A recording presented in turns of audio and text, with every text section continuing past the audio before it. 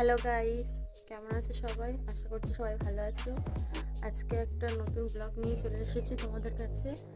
তো তোমরা সবাই জানো যে আমি ঠাকুর তৈরি করি। ওই সামনে সরস্বতী পুজোর জন্য আমি একটা ঠাকুর তৈরি করেছিলাম। তো সেইগুলো ফিনিশিং বার্নিশ টার্নিশ সব কিছু করা হয়ে গেছে। তো দেখতে পাচ্ছ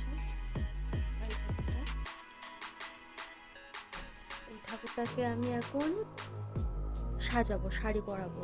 আর ঠাকুরটার জন্য আমি একটা শাড়ি অনলাইন অর্ডার করে এনেছিলাম, তো তোমাদেরকে দেখাই। দেখতে পাচ্ছ এই সাদা রঙের এই শাড়িটা অনলাইন অর্ডার করে সরস্বতী ঠাকুরটাকে পরাবো বলে। তো চলো দেখাই কীভাবে শাড়ি টাড়ি আমি পরাই। আমি এরকমই ছোটো ছোটো পিচ করে কেটে নিয়েছি, আর এইগুলো শাড়ির পার হবে, তোমরা সব দেখতে পাবে। এরকমই ছোটো ছোটো করে কেটে নিয়েছি। শাড়িটা আমি ঠিক এরকমই মাঝারি, এরকমই ছোট ছোট করে এরকমই সাইজের কেটে নিয়েছি। তো তোমরা দেখতে পাচ্ছ। তো চলো এবারে আমি তোমাদেরকে দেখাই যে আমি কিভাবে শাড়ি পরাই। প্রথমে আমি এরকম করে করে কেটে নিই, তারপরে আমি কি করে কি করি না করে তোমাদেরকে দেখাই। এখানে এখন পিনটি রাখি।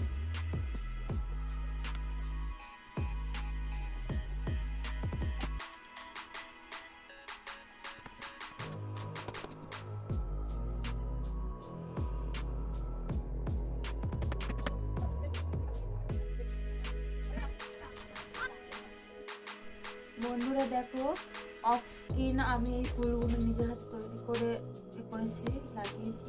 আর এই একটা তৈরি করলাম, এটাও আমি লাগাবো। দেখো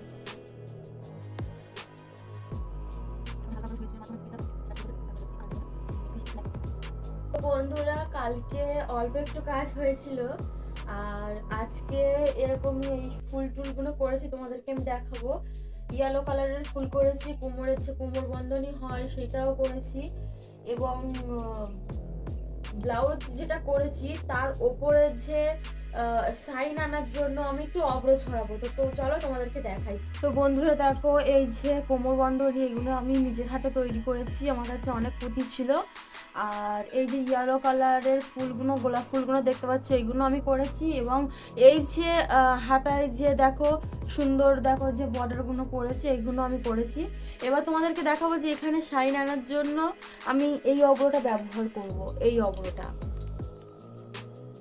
অর্ধেকটা রয়েছে, আর এটা দিয়েই আমি এই যে বর্ডারগুলো রয়েছে, এই বর্ডারগুলো এইগুলো আমি কমপ্লিট করবো। চলো তোমাদেরকে দেখাই। নিয়ে আমি প্রথমে এইগুলোকে দেব, দিয়ে আমি আগে আঠাটাগুলো বুলিয়ে নেব, তারপরে আমি এই শাইন করার জন্য চিকচিকাটা দেবো। তোমাদেরকে সমস্ত কিছু আমি এ টু জেড দেখাচ্ছি, কিন্তু সরি টু সে আমি এইগুলোর জন্য তোমাদেরকে দেখাতে পারি, কারণ এইগুলো অনেকটাই মানে ভারী কাজ, যাকে বলে যে হাতে সুই সুতো গিতে করতে হবে। তো সেই কারণে তোমাদেরকে দেখাতে পারলাম না। ইভেন তোমরা যদি দেখতে চাও তাহলে আমাকে অবশ্যই কমেন্ট করবে, আমি তাহলে তোমাদেরকে দেখাবো ফের নতুন করে করে যে আমি এইসব জিনিসগুলো, এইসব ডিজাইনগুলো কি করে বানাই। তো দেখো বন্ধুরা, আমি হাতে এইভাবে নিয়ে নিয়েছি অব্র, ঠিক আছে। এইবার আমি এরকমই একটা নিলাম, কাগজ নিলাম, কারণ এইগুলো সাদা শাড়িতে পরলে কিন্তু শাড়ির কালারটা নষ্ট হয়ে যাবে। তো সেই কারণে আমি কি করব, এইভাবে ধরবো, ধরে ধরে এইভাবে এইভাবে আমি এটাকে আটকে দেব। হার বানিয়েছি, তোমাদেরকে দেখাই। এটা এখন আমি গলাতে পরাবো, ঠিক এইভাবে যাবে করেছি। ঠাকুরের মাথা তো আমি মুকুটটাকে পুরো সেটিং করে নিয়েছি।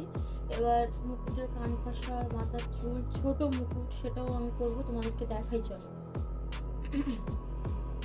তো বন্ধুরা দেখো, এইভাবে আমি চুল কেটে নিচ্ছি দুভাগ করে, এরকম মাপ করে আমি কেটে নিয়েছি, ঠিক আছে। এই যে চুল, চলো এটাকে কাটি।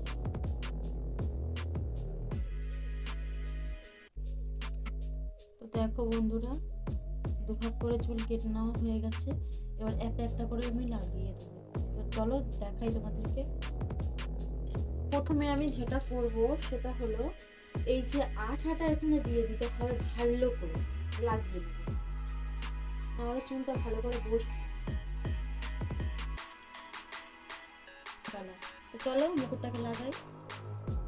তো বন্ধুরা দেখো, আমি এখানে ছোট মুকুটটাও লাগিয়ে নিয়েছি, তোমরা দেখতে পাচ্ছ। এবার দেখো কান পাশাগুলো আমি লাগাবো এরকম করে। তো তোমরা দেখতে পাচ্ছ, তো লাগিয়ে নি। তো গাইস দেখো ঠাকুরটা পুরোপুরি এরকমই এরকম ধরনের সাজিয়েছি। সমস্ত প্রায় পরানো হয়ে গেছে, এবার চুল আর নাকের নথ পরানো বাকি রয়েছে। তো দেখো এই নাকের নথটাও আমি নিজের হাতে তৈরি করেছি। তো চলো এখন নাকের নথ পরানোর পালা। তো চলো আমরা পরিয়ে ফেলি পর্যন্ত।